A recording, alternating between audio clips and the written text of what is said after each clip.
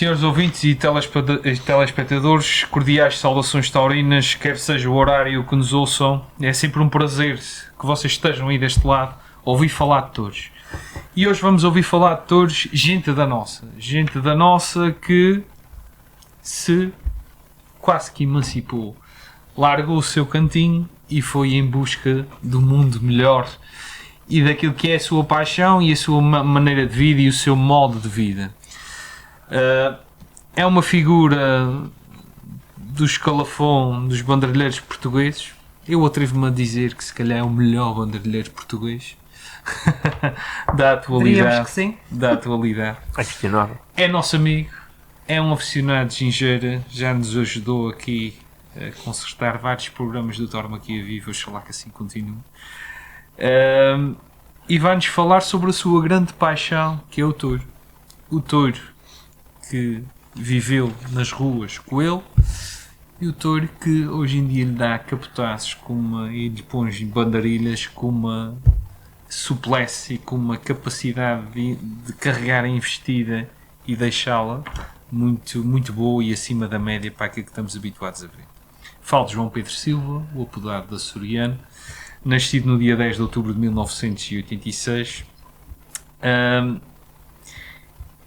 É não só sobrinho do primeiro banderilheiro da alternativa dos Açores, o extraordinário Rogério Silva, como é filho de um grande aficionado amigo meu que está aqui presente connosco, que é o Flávio Silva, um aficionado de Solera, dos antigos, daquele que sabe do touro profundamente e com quem tive a felicidade de privar bastante e falar bastante sobre touros.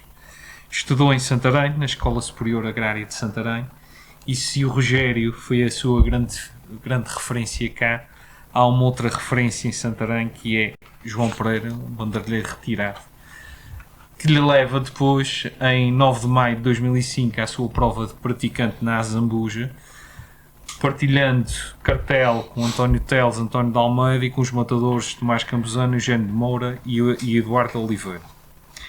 É em 2008 que tira a sua alternativa de matador em plenas São Joaninas. Banderilheiro. Banderilheiro, era bom que fosse matador, mas é banderilheiro. De banderilheiro em plenas São Joaninas, atuando às ordens de Alcide no Toreio a pé, banderilhando e parando os touros a João Salgueiro na lide a cavalo. Podemos dizer que é se calhar dos nossos toureiros, é seguramente dos nossos toureiros o mais internacional. Está colocado numa quadrilha de um matador de touros que é o Luís Gerpe, um matador em ascensão, um matador que sai nas chamadas corridas do touro encastado, de Louros Aguirre, Adolfo Martino, corridas que exigem e onde o João Pedro é o homem de confiança de Luís Gerpe, e nós já podemos vê-lo várias vezes em várias transmissões televisivas com o capote na mão e com as bandarilhas a duas mãos, ser realmente aquilo que muitos gostariam de ser, mas a insularidade não deixa. E o João Pedro realmente deixou para trás a sua família, deixou para trás o seu berço, aquilo que o prendia cá, para realmente fazer aquilo que mais gosta e que lhe dá vida. É natural da Terra Chã, uma freguesia com vastas ligações taurinas, e penso que é por aí que começa também muita da sua afição. João, tu começaste muito jovem a tua ligação à tauromaquia. Eu gostaria de perguntar como é que foi o contacto inicial com este mundo e que depois percebeste que seria efetivamente a paixão da tua vida. Podes-me falar um bocado acerca disso, da tua infância? Como é que isto começou? Boa tarde a todos. Muito obrigado pelo convite e espero que tenhamos aqui uma conversa, pelo menos que não seja pesada. Os meus inícios, isto sempre temos isto é uma questão social, que é mesmo assim, somos, entre aspas, reflexo no meio ambiente onde nos vivemos e das pessoas com quem nos relacionamos. E portanto, assim sendo, eu tive não só por parte de mãe, o meu avô materno, o meu avô Luís, que era aficionadíssimo ao touro, era daqueles que vestia a camisola da Casa Agrícola de Albino Fernandes, que corria. O nosso passatempo favorito é ir ao mato ver touros. Era como o avô que eu ia ver as minhas touradas à corda. Foi o meu avô, foi o cúmplice da minha primeira maluquice, por assim dizer, taurina. Quando eu vim na caixa da carrinha do meu avô, que ele vinha ao mercado aqui à cidade, no dia da tourada das crianças, às 8 da manhã, João Pedro com um capotinho que tinha oferecido há não sei quantos anos, aparece na rua São João às 8 da manhã e fica com o capote debaixo do braço até ao meio-dia, que chegassem as bezerras para dar a mesa de carpoçagem, depois aparecer à 1 da tarde aqui na Segurança Social, onde trabalhava a minha mãe, viu, o que é que estás aqui a fazer? E pensava que estavas em casa, e eu aparece o João Pedro com o capote debaixo do braço. Pronto. O cúmplice que o meu avô foi nestas coisas. Houve também um momento que hoje em dia, se a gente falar nisto, isto é completamente impensável. Houve um dia que houve uma festa de campo do Colégio de Santa Clara, no Tatadeira Florestal, e que lá largaram 4 ou 5 bezerras bravas. A gente tem fotografias disso, com o capote, era o único capote, mas a praça cheia de rapazes e raparigas, tudo a brincar com as bezerras, que foi uma coisa linda de se ver. Que é pena que se tenha perdido essas coisas. Mas foi por aí que começou a parte materna. A parte paterna, dos 7 irmãos, 3 ou 4 tentaram ser da escola do... Qual escola? Mestarim. No Mestarim, o meu pai, o meu tio Rogério e o meu padrinho Jorge, que desde tenho, eram os 3 alunos da escola. O meu pai aborreceu-se depressa. O meu padrinho Jorge era o maior artista deles todos, mas que menos valor tinha. Depois havia um leão no meio daquilo de tudo, que foi o Rogério. Foi o único que disse: quero ser e vou ser. Quero ser e vou ser profissional. Ele dizia mesmo, e punha-me na bancada a olhar para os toureiros que vinham de fora e disse: pá, eu sei que sou capaz de fazer aquilo que eles fazem. Claro. E realmente foi de um amor próprio e de uma raça que, pá, podem dar o mérito que o João Pedro saiu da ilha e foi para o continente, claro, e foi não sei o quê, numas condições, se calhar, entre aspas, não tão difíceis como o meu tio Rogério, que foi um autodidata. Não te alongasses muito do tio Rogério. Um autodidata, isso é uma coisa muito, muito complicada. Portanto, os meus inícios foram por aí, meteu-se o bichinho. E pá, e depois facilmente depois comecei a frequentar a casa dos Complonas, aí comecei a tirar as minhas bezerras com eles, a tirar com o Tiago e com o João na história das crianças, na história dos estudantes, pá, e foi começando a coisa já mais em sério. E foi crescendo.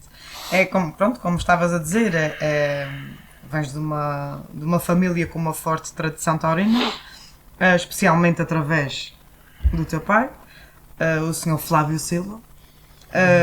E como é que ele, teu pai, te influenciou na sua visão da tauromaquia e na evolução como bandarilheiro? Ou seja, o que é que aprendeste com ele?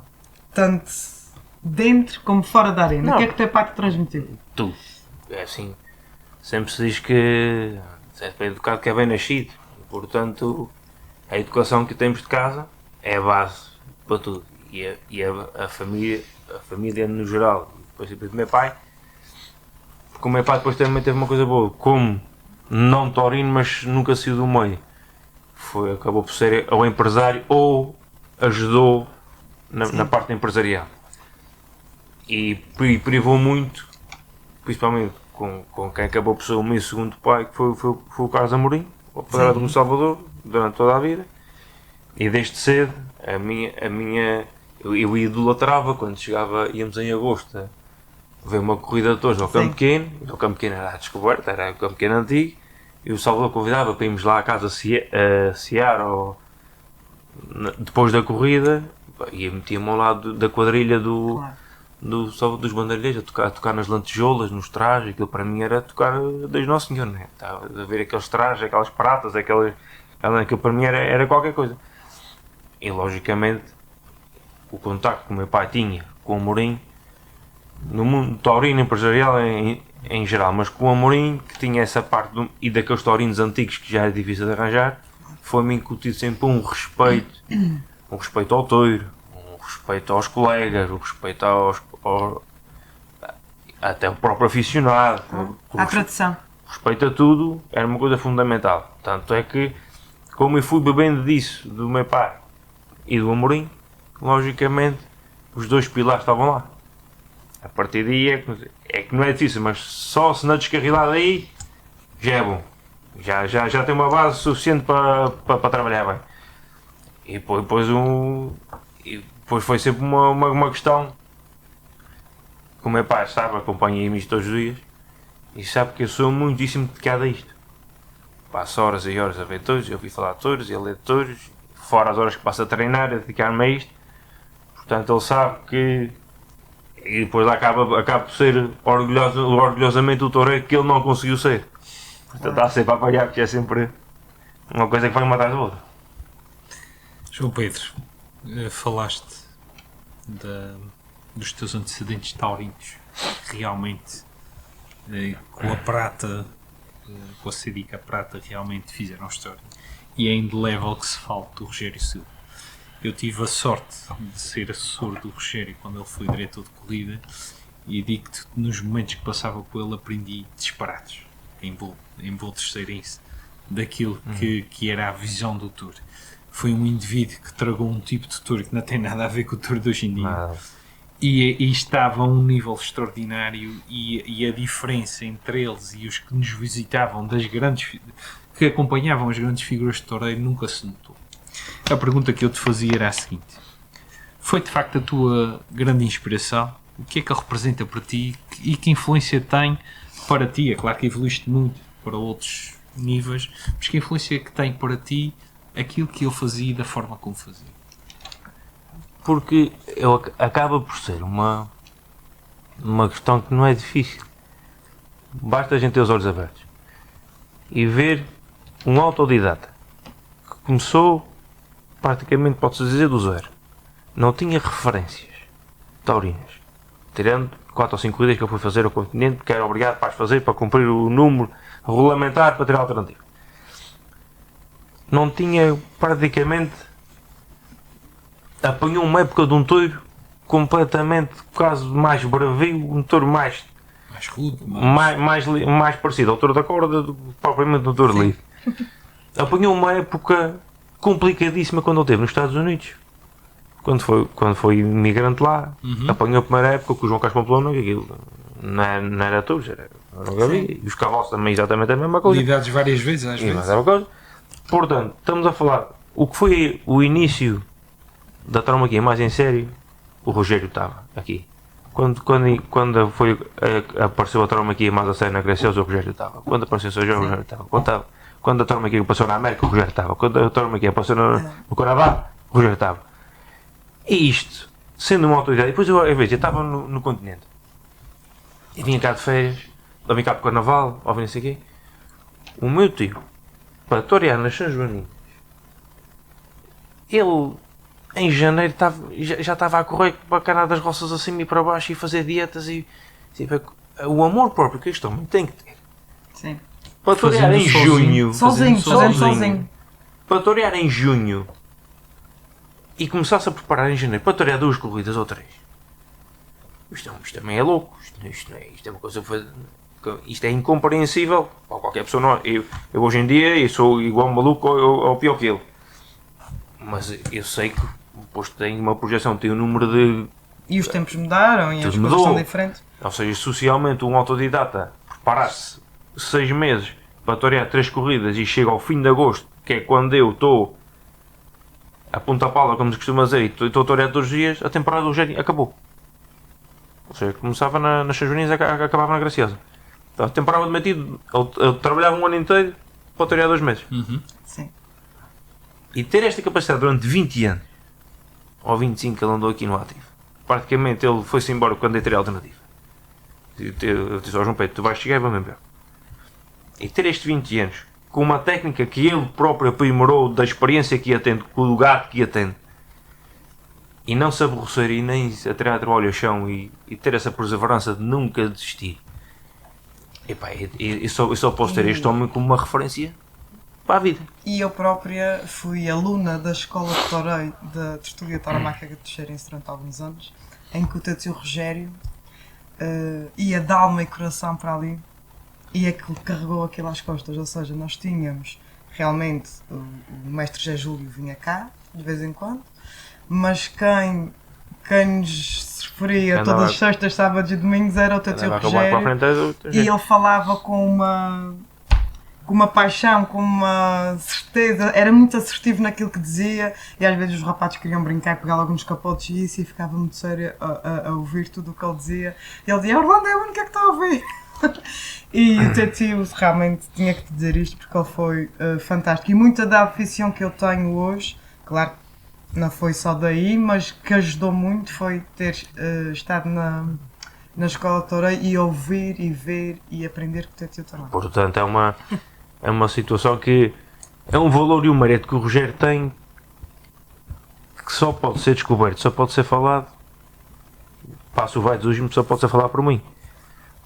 Não há por mais, porque eu sou profissional, sei o duro que isto é, sei o que me sacrifico para torear 30 ou 40 tardes, claro, e ter a motivação de torear no Madrid, torear claro, em Sevilha, torear no campo, a motivação está. Chamam para ir torear ao campo, estou aqui nestes dias a torear nas tentas. Pá, isto é tudo uma coisa que vai seguida. Por isso, se eu posso falar com propriedade se alguém pode falar de propriedade do sou eu. Claro.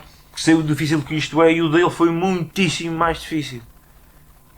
E passado estes anos todos, acho que não lhes foi dado o devido mérito e reconhecimento à carreira do Rogério. Faço-te uma pergunta muito simples. Na fase inicial da tua carreira, sentias o peso de ser o sobrinho do Rogério ou não? Não. Nunca sentiste? Mesmo aqui, na terceira, quando toreavas aqui, nunca sentiste? Não.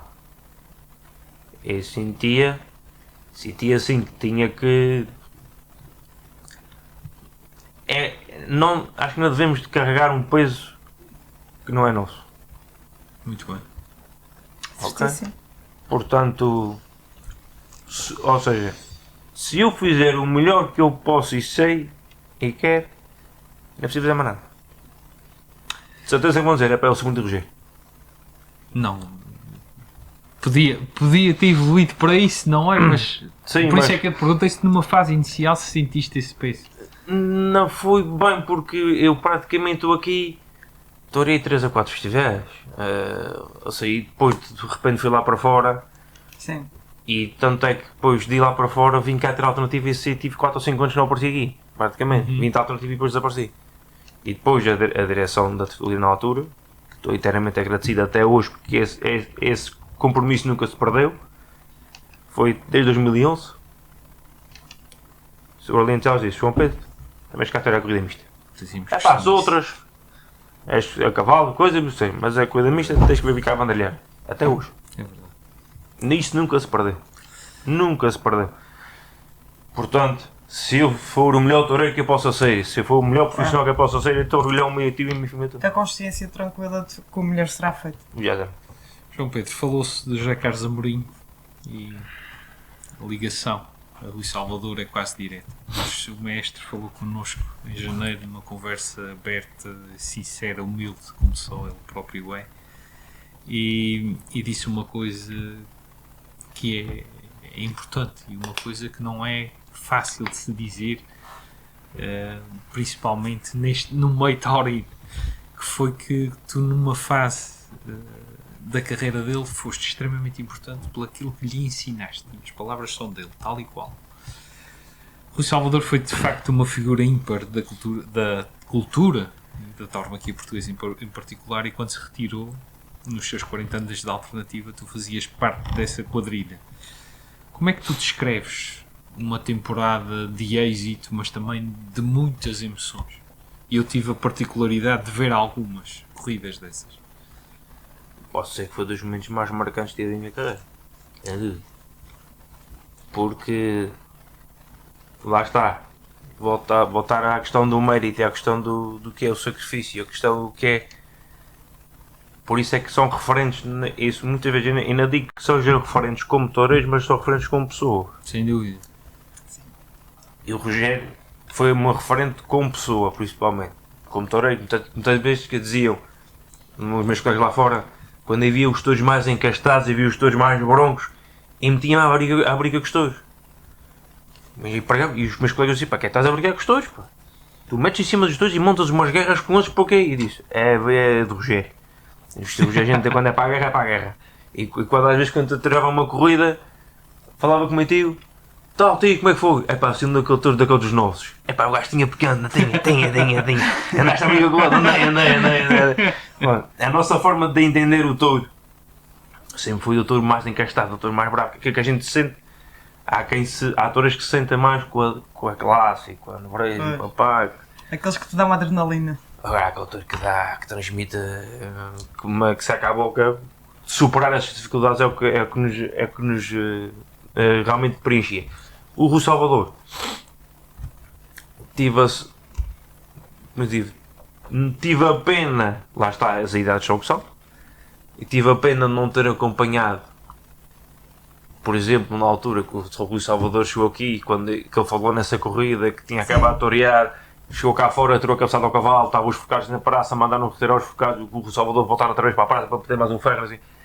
Esses tempos áureos do Salvador, tive pena de não os ter apanhado. Tive pena, pá. Saber o que era. E muitas vezes perguntava, pá, porque é que tu és o Cavaleiro dos Ferros Impossíveis? Porque na fase em que eu entrei para ele, já foi numa fase muito complicada da vida dele. Muito complicada. Não só pessoal, como taurina. Eu olhava e pá, está bem, foste o gajo dos Ferros Impossíveis, mas pá, depois começámos a sacar vídeos, começámos a fazer. Este gajo era assim todos os dias. E, pá, o que é que este homem ainda teve que se entregar de corpo e alma a uma atividade para chegar a ser o que foi? E tive pena de não ter a bagagem dos meus olhos verem o que é que foi o Rui Salvador nessa época. Mas tenho um orgulho de ter acompanhado depois um cavaleiro que esteve numa fase complicada e disse, Rui, vamos remar, a gente vai conseguir e vamos chegar lá acima outra vez. Que é para quando saís onde mereces sair. Que é para a porta grande, a porta pequena. E realmente foi um ano de muito sacrifício. Onde quer dizer, ainda vou dizer que perdemos horas. Investimos horas na preparação, no acreditar, porque a gente olhava para a quadra ou de certa forma, a gente chegava quando começámos a primeira corrida, olhámos para o caminhão dos cavalos e disse, é com isto que a gente se vai despedir. Somos mesmo um gajo muito bom. realmente, tirando a estrela da companhia, a quadra, esse pessoal, Rui, só tu com o coração que tu tens, é que vamos para a frente para fazer a despedida que vamos fazer. E não para mais, para o Campo Pequeno, para a Vila Franca, para a Nazaré. Sim. Vamos a sítios importantíssimos onde tens de dar a cara e queres sair de cara levantada e que a gente e conseguimos acompanhar o Salvador. Que as pessoas dissessem aquilo que a gente queria que eles dissessem, que era Rui, não te vais embora. Exatamente. Agora é que a gente vai. Eu tive a felicidade de estar presente em Vila Franca no dia 9 de outubro e realmente foi uma tarde inovável. Que sentimentos brotam de um artista sensível como tu? Que sentimentos é que brotam numa noite com Vila Franca, que é se calhar a praça portuguesa neste momento, de pé, a bater palmas, não só ao Rui, mas também à quadrilha, extensível a toda a gente. O que é que sente uma figura do toureiro, e privaste com ele, e o que é que sente o seu subalterno em estar numa noite daquelas? Foi o que eu disse quando ele acabou de torear. Chegou a Arena e disse, Rui, conseguimos.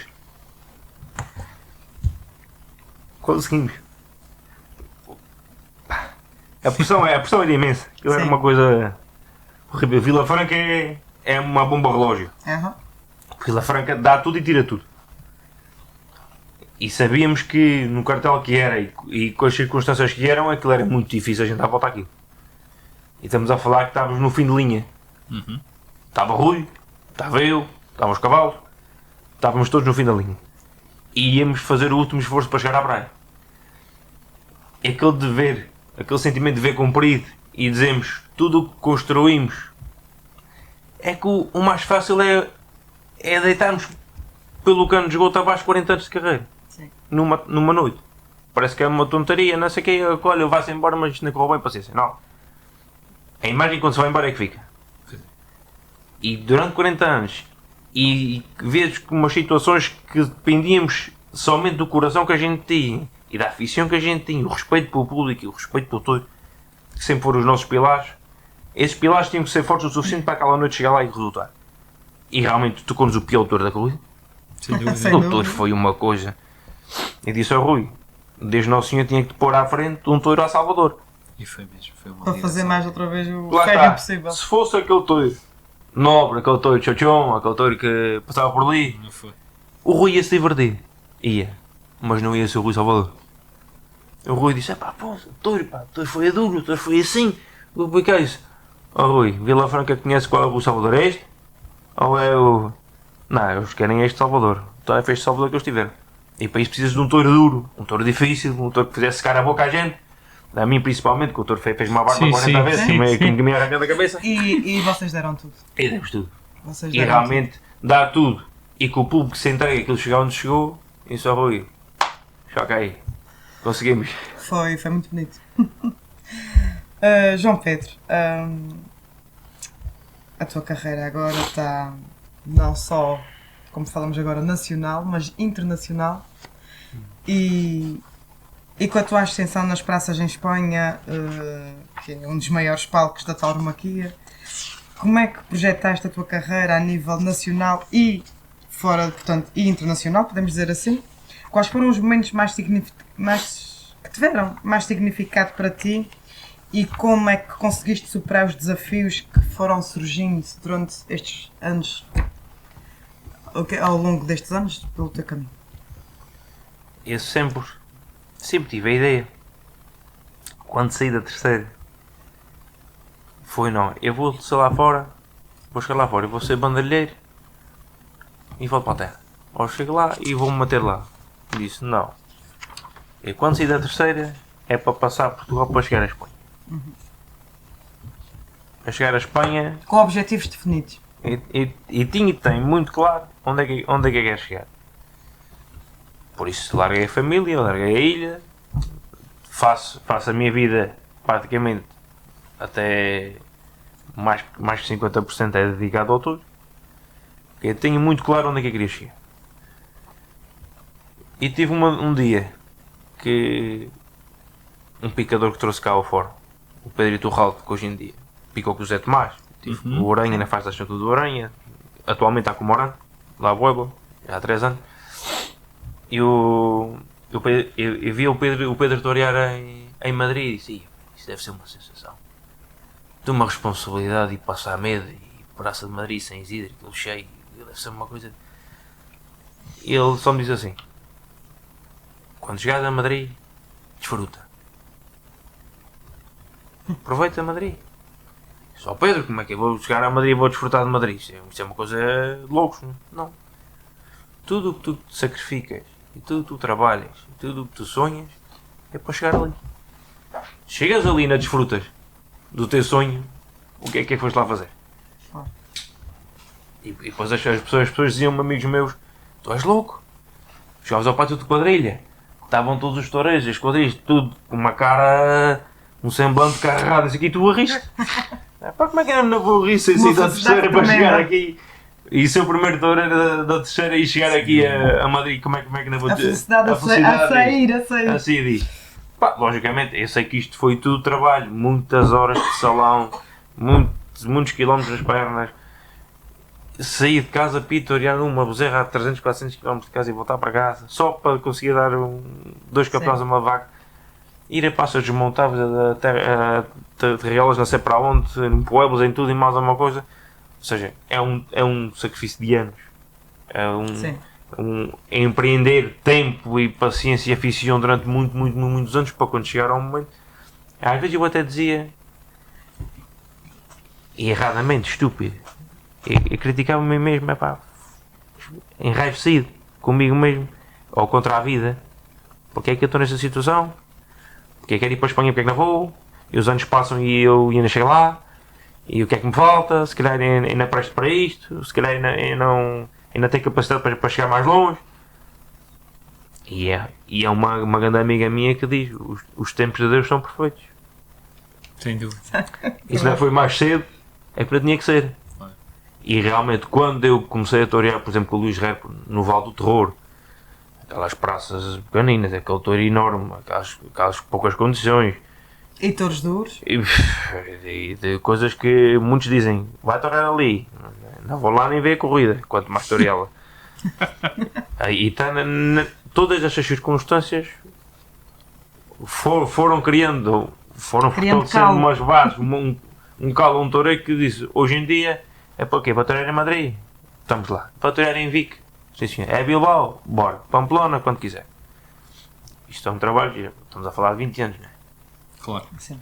Parece que o problema disto é que isto é um trabalho que leva muitíssimo tempo, muitíssimas frustrações, muitíssimas dores de cabeça, mas a resiliência é fundamental nesta atividade, senão, porque são muito mais os desgostos que as horas felizes, e quando nós aparecem temos que desfrutá-lo.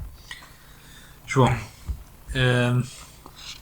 foste de facto o primeiro toureiro a estar, terceirense a estar na Monumental de Las Ventas, mas não foi só uma vez, foram já várias. Não, agora. O que é que sente um toureiro no meio daquela imensidão de 25 mil almas de capote aberto perante o Touro de Madrid? Sente-se realizado, sente-se medo? O que é que se... É muito fácil. Aquilo que me ocorre hoje em dia, e é o que o próprio Luís Rep me diz, quando estamos no Parque de Quadrilhas, olhamos um para o outro e dizemos: esta é a nossa praça. É aqui que o nosso lugar é aqui. E é tal coisa, é que a alma dos toureiros tem que estar nestas circunstâncias. É quando a gente vamos às situações de limite e às situações extremas, é onde a gente tem que crescer e não nos apequenar. Um toureiro nunca pode chegar a Madrid, ver uma praça cheia e enterrar-se num buraco. Sim. Pelo contrário, tem que crescer muito mais que aquilo que já é por sistema, que é a praça que mais pesa no mundo. Em tudo. Em tudo. Em tudo. É o tamanho da praça, o tamanho do touro. É a exigência do público, aquilo é tudo levado ao limite.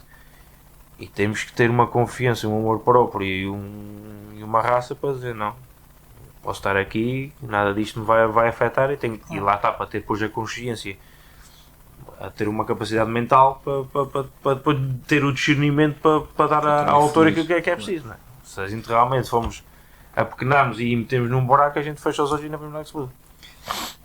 Numas perguntas feitas numa outra entrevista, quando te falavam qual a praça, tu falavas a Real Maestrança de Cavalharia de Sevilha. Eu dizia, e eu pergunto, está para breve? Pode ser. Pode ser? Pode é ser. que alentas este sonho? Não, isso é. Eu sempre disse, a primeira vez que eu tourei a Madrid, a cabeça do touro vai para a tertúlia. E está lá. E está lá. E quando torear em Sevilha, a cabeça do touro vai para a minha casa. Eu ia dizer, essa levavas para casa, não? Já chega, já tem uma grande lá dura. Essa merecia a sala. Essa vai para a minha casa. Falando em referências, falas que Rúlio Pérez Herrera Elvito é a tua grande referência. Eu próprio sou seguidor, nunca ouvi torear, mas os vídeos estão aí. Este sair do touro andando, com a graça de levantar e pôr os paus no morrir e sair andando, com toda a simplicidade do mundo, é a tua meta? É o mais difícil. Por isso é que é a minha meta. Isto é... O que é que representa Vito para ti? representa tudo aquilo que não se vê hoje. Ok. Dentro e fora da praça. Por exemplo, o Vito foi um muitíssimo bom vedor de touros. Uhum. Por exemplo. Uhum. Era vedor de touros do António Ordonho, por exemplo. Uhum. Sim, sim. Portanto, E fez parte da quadrilha de Jaimostos. Jaimostos, A grande sim. quadrilha de Jaimostos do Luís Gonzalez e do Blanquito, por exemplo. portanto o que é o Vito fora da praça, mas principalmente fora da praça, dentro da praça, que é aquilo que eu quero manter, que auguro ser, é a personalidade. É a personalidade. E a forma de bandalhar do Vito sempre foi uma coisa que me... É impressionante. É impressionante. De facto. Ele é impressionante. Impressionante. É que é exatamente ser com tudo o que é o nosso instinto de preservação, que vai, é tudo muito ao contrário. Ou seja, eu estou parado, vou a andar, como se vão fosse andar na rua, e arranca-se um touro com 500 ou 600 kg direito a mim e continua a andar como se fosse andar na rua. Eu passo-me com os peitos na barriga, meto-lhe para a bandeirista e continuo a andar como se fosse para um café ali ao atrás. Portanto, esta difícil naturalidade de andar na cara dos todos, isto para mim é o mais difícil que é. E não só o Vito, o Montoliu, o Paco Rúbia, ou seja, toda essa escola valenciana que tinha esses referentes. E o Vito depois era de um garbo, era de uma subtileza e de uma elegância que era uma coisa que não se vê. Epá, e é pena porque hoje em dia perdeu-se personalidade, perdeu-se atitude, perdeu-se o bom fazer. Epá, podem-me criticar por isto, mas também perdeu-se um bocadinho do lado humano dos chefes de quadrilha, que quase que levam o bom fazer dos bandalhas sem querer protagonismo, mas quase que vem um bom teste de bandarilhas com uma ofensa. Epá, não tem de ser. Não tem de ser.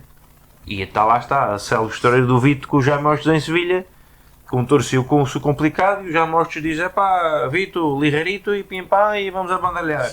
E o Vito pega as banderilhas, a banda começa a tocar, e o Vitor, pumba, mete dois pares, mete a praça em pé. É verdade, sim, sim. E o Jaime Hostes pega na montanha, vai um bocadinho, vai dar ao meu grande filho. Cortem a emissão se quiserem. Já viste o que é que tu foste fazer? E disse: agora corta lá as orelhas ao outro, que é para ver se passa pela borda grande. E assim foi. Ou seja, mas era esta. Ou seja, não querendo ser mais que ninguém, ou não querendo ser o bandeireiro, mas porque é que ainda temos de ter personalidade? Porque é que um picador não pode fazer as coisas bem feitas? Porque é que o bandeireiro? Uma coisa é ver que o matador está a passar mal, a situação está muito complicada, não vamos complicar a coisa mais que aquela que já está. Agora, se as coisas estão mais ou menos bem, vê-se que o espetáculo para mim tem que ser integral. Claro. Picar bem, bandalhar bem, torear bem.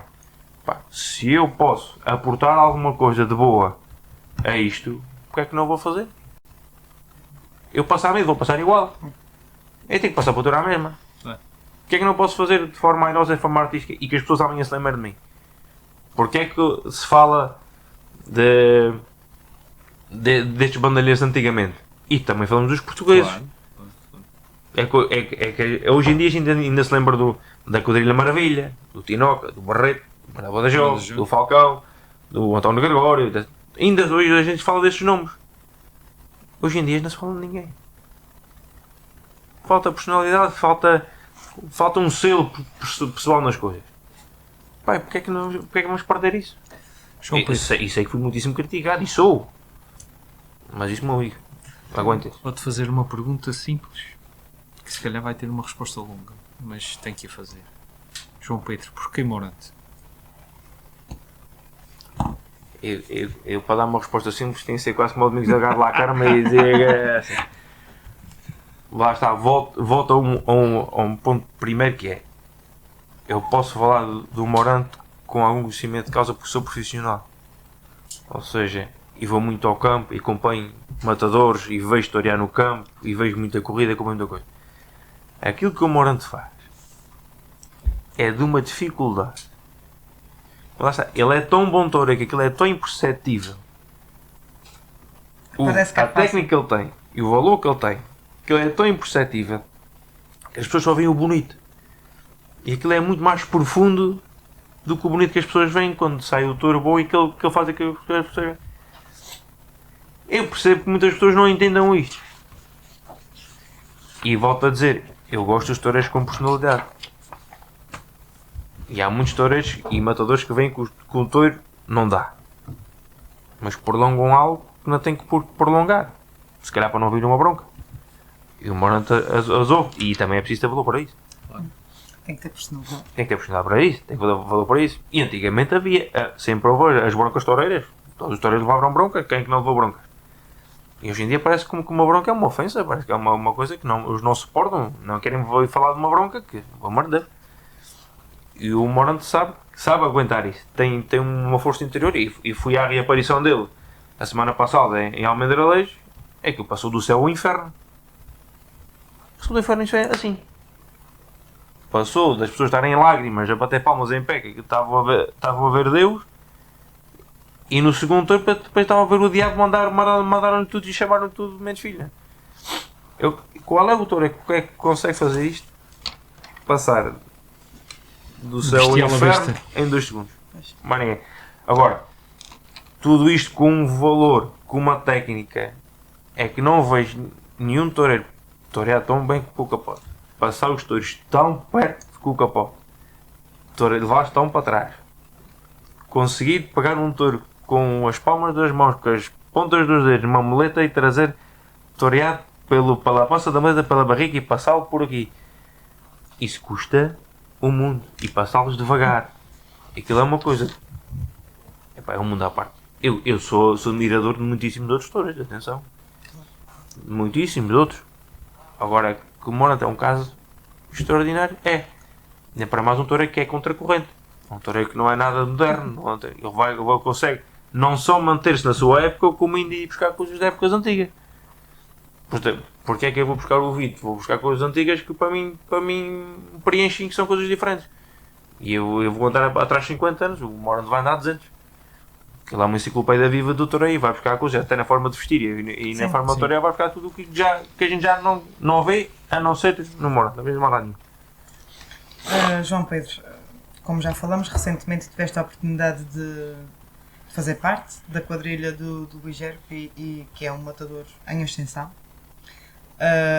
Como é que foi o chegar a ele e esta dinâmica de colaboração entre os dois? Ou seja, como é que chegaste lá e o que é que ele te proporciona a oportunidade de trabalhar ao lado deste grande matador e tão promissor como ele é, e como é que essa parceria contribui para o teu crescimento artístico? Para isto, tudo começou com a história é fácil. Tudo começou, as coisas nada é por acaso. Isto tudo começou quando eu fiz o Trás da Coroa, de Espírito Santo. Ok. O célebre. O célebre trás. E no dia que fiz esse trás, a pessoa que fazia o trás, eu disse: "Ó Henrique, eu tenho o meu sonho é torear em Espanha. Mas ainda tem ninguém que me abra a porta. Como é que a gente faz isto?" Conheço aqui um matador que é ali de Pé de Toledo, que vai torear aqui uma corrida ou duas, mas são boas. Corrida duas, e eu acho que não tem uns compromissos comigo e eu vou-lhe pedir para te meter a ti. Só peço que tu arranjes um tentadeiro. Eu arranjei, consegui arranjar no João da Pina, lá na Caneta de Santiago, arranjei um tentadeiro. E efetivamente, esse matador chamado António Linares cumpriu com a sua palavra e meteu-me a torear com ele. Toreámos em Tomelhoso, toreámos em um ou dois pueblos ali, ele é Tomelhoso, e toreámos com o Finito, com o Papo Aranha, com o Morante, com o Caetano. Corridas muito cuidadas ali naquela zona. E o meu colega de quadrilha era o Miguel de Lazera, que é tio do Luís. E eu compartilho quadrilha com esse bandalheiro. Ele disse-me assim: "Olha, tem um sobrinho que é matador de touros e ele é capaz de torear para o ano aí uma ou duas coisas." E depois ele liga: "Mas eu nem tomei isto na brincadeira, porque Tipo, seria mais uma promessa." Todos os anos eu toreava aqui com os matadores nas tentas e na feira, e João Pedro, muito bem, João Pedro, muito bem. E depois apanhava o avião e esquecia-se do João Pedro. O João Pedro já não servia para nada. E então, e nunca esperei. Tanto é que passou um ano, assim, chega a agosto, toco ao telefone: "João Pedro, sou o tio do Luís Herrera. E como eu te disse, vamos fazer aqui uma corrida ou duas, mas há aqui um senão." Para aquilo que é sonho, qual é o senão que ainda estou a perceber? Vamos torear no Vale do Terror. E são corridas que ninguém quer ir. Portanto, estou já a pôr as coisas em cima da mesa, as caras em cima da mesa, as condições são estas, são más. A nível de dinheiro, tudo é que as condições são maus, o touro é enorme, as passas são pequenas e não tem condições. O que é que tu dizes? Podes contar comigo. Aceitas? Vamos agora. Ou seja, eu até esse momento ainda conheci o Luís. E quando vemos nesse ambiente tanta pressão e aquelas corridas duras e epá, vi um lado humano que eu não vi em matador nenhum daqueles que eu pude privar. Vi uma qualidade humana que eu já não encontrava. E disse, pá, eu já pensava que isto não existia. Ele foi uma E houve qualidade uma cumplicidade. desde o primeiro momento. Ou seja, nunca tive um grito dentro da praça, nunca tive uma bronca, nunca tive nada, pelo contrário.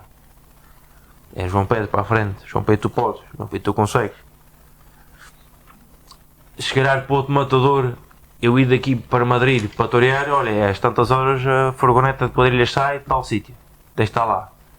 Não é a mesma coisa que me dizerem, João Pedro, vem no dia antes, ficas cá em casa, jantamos cá em casa, falamos, esta é a tua casa.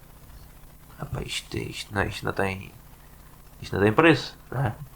E portanto, ou seja, o ambiente familiar que eu pensava que tinha perdido quando saí do Salvador, que eu pensava que já não ia voltar a encontrar, encontrei no Luís.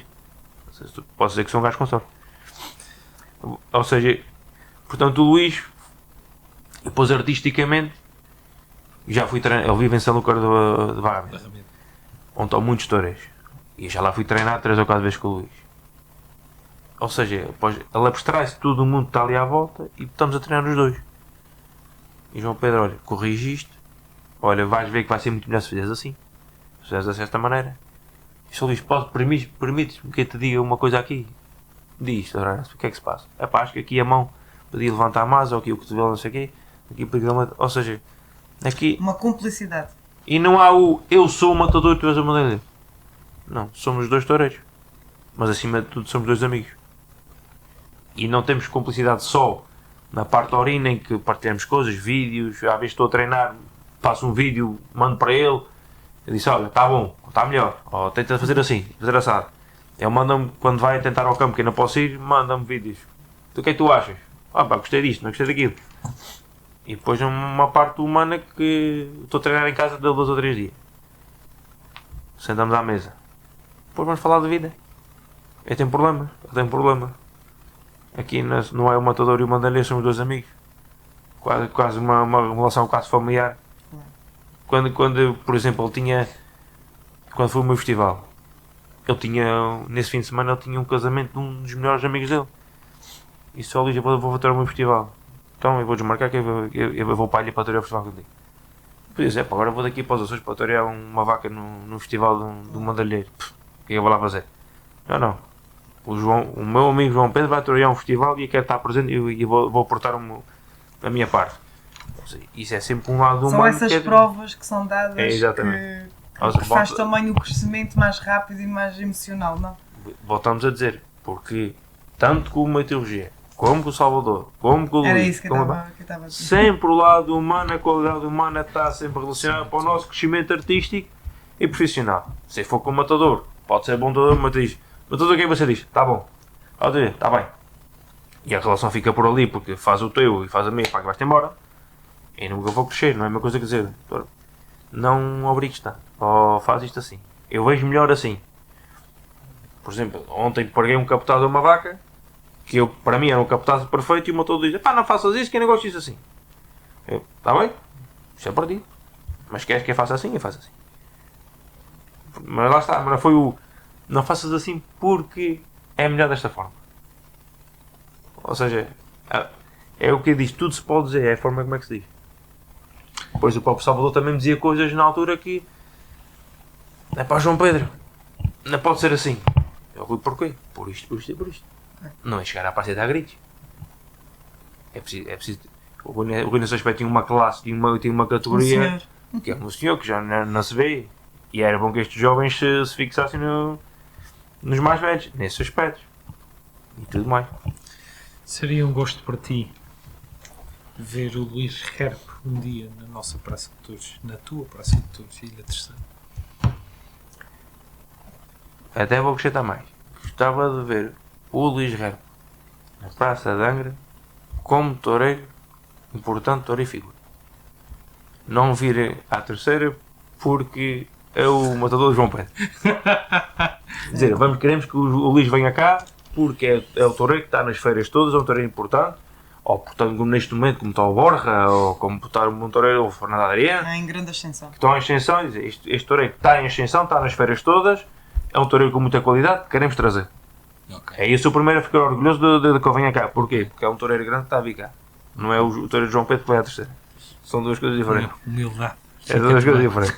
É pá, faça-me um favor, metam-me lá. Não, nunca vou fazer. É o que venha cá, porque eu digo, pá, toureiraço, então, e Mas era um dia feliz. já na tua terra. Sim. Quando está no plano que a gente quer, a gente, se vocês quiserem, vamos lá. Lidaste em Portugal todas as ganaderias, estás em Espanha e agora pedia-te que se centrasses do que aquilo que lidaste em Espanha. Qual é a ganaderia que destas temporadas que levas em Espanha que te marcou mais? Ou pelo trapio, ou pela maneira de investir, ou pelo olhar, qual é que te marcou mais? Para mim, sem dúvida, das que levo, lá está, não são muitas, mas estando eu num circuito, num tipo de corridas muito exigentes.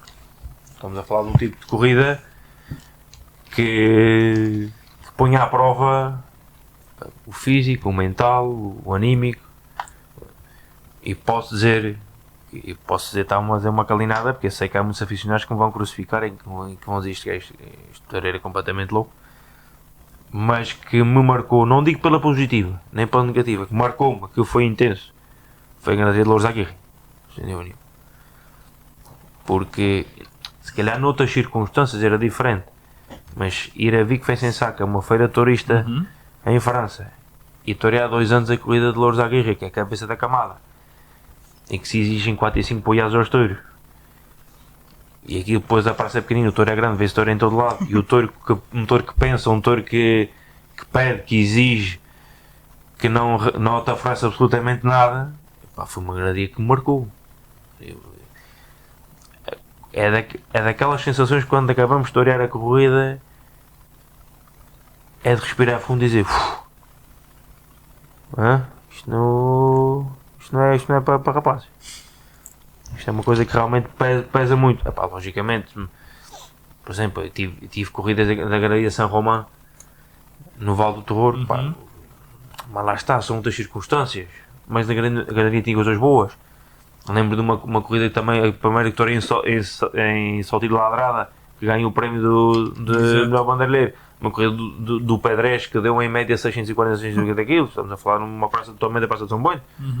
Vamos ver. São circunstâncias diferentes, mas ganaderias que tenham alguma coisa boa. As condicionantes eram más, mas as ganaderias não eram más. Agora, chegar a essas feiras turistas em França e largarem-te e toreares a corrida de Louros, que já de si, só te vês anunciado com ela, já te impõe um respeito acima da média. E depois viver aquilo de perto, intensamente, epá, foi realmente uma ganaderia que marcou, apesar de que ser uma ganaderia que eu pessoalmente gosto. Até o encaixe que vamos falar, há 30 anos era um dos encaixes preferidos das figuras. Na altura do Ponço, do Espartaco, era uma ganaderia das causas preferidas do Ponço na altura. Pá, depois, em detrimento dessa, vieram outros encaixes, isto mudou um bocadinho. Por exemplo, em Portugal tivemos a ganaderia do Fernandes de Castro, que durante uns anos eu adorava aquela ganaderia. Era complicado, a gente sabia que era, mas o touro do Castro realmente bravo é um touro que transmitia muito. Portanto, em Espanha, ou em França, no circuito onde ando atualmente, realmente a ganaderia de Louros da Aguirre, me diz o para o bom ou para o mal, marca. João, por falar em estes momentos de risco e de touros difíceis, existe algum risco constante em cada momento? Ou seja, o bandeirolheiro precisa de uma grande coragem de assumir este desafio. Que momentos de perigo e tensão ficaram gravados na tua memória e como é que lidaste com estes desafios, tanto fisicamente como emocionalmente? Acima de tudo, emocionalmente. Como não se tenha uma cabeça blindada, arrebenta. Arrebenta porque estamos a levar a mente e o corpo ao limite. E nesse aspecto, como não tenhamos uma preparação prévia a um compromisso desses, seja mental, seja físico, seja a que nível for, é muito difícil entrar nestes circuitos. Isto é uma coisa que não tem. Não é chegar lá, olha, amanhã vou ter uma corrida, por exemplo, neste caso, este ano, não é de Louros aqui, é Saltilho. Vou ter uma corrida de Saltilho a Vigo. Ou como imaginemos que dois amanhã o motor no dia a seguir chama-me para torear a corrida concurso e toca o Touro do Teixeira e o Touro da Miura. E tem que ter uma bagagem mental, principalmente, para qualquer coisa que aconteça que já esteja preparada ou que surja no momento, que eu emocionalmente não me estabilizo para depois de certa forma não perder os papéis das circunstâncias, que é o mais fácil de acontecer. É o mais fácil de acontecer é que a cabeça, porque muitas vezes o corpo nem acompanha. Estes desafios emocionais são muito mais poderosos do que os físicos. Sim. Seu Flávio Silva, Boa noite. seu filho de João Pedro é o toureiro que o seu senhor sair ou não? Sim, senhor. Foi um gosto tê-los aqui. É enorme a amizade que sinto por ti, como sabes. É uma admiração Obrigada, grande. João Pedro.